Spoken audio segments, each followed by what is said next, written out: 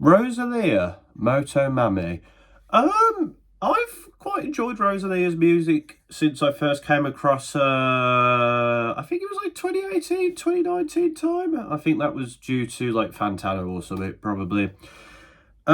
This is the first project of hers I've like properly delved into. I've like sort of listened to the odd single there, like Appalé and Tekken, the track with Travis Scott. Um, but yeah, no, this is a really enjoyable record. I think it's very good and very well accomplished, and of course, it won a Grammy, so it's getting the attention it deserves. Musically, this is a very good project. I find it a bit odd it was put in like the Latin rock category at the Grammys because like there is elements of rock and alternative here, but there's also like elements of like Latin pop, flamenco pop, reggaeton, alternative pop.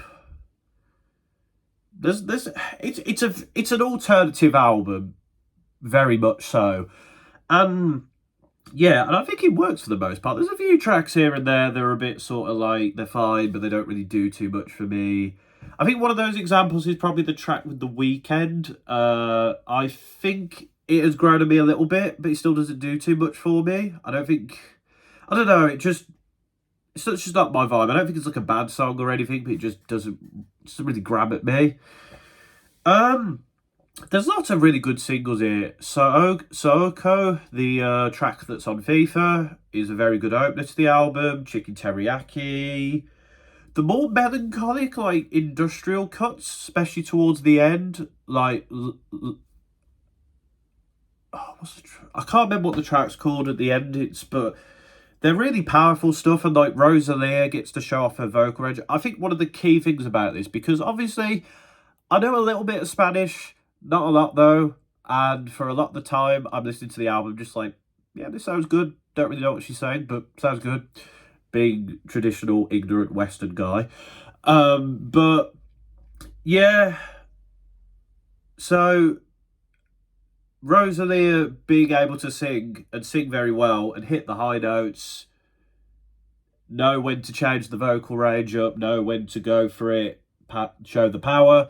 That's good. It works. And you can hear the emotion in her voice as well. So you can tell what she's saying like means a lot to her.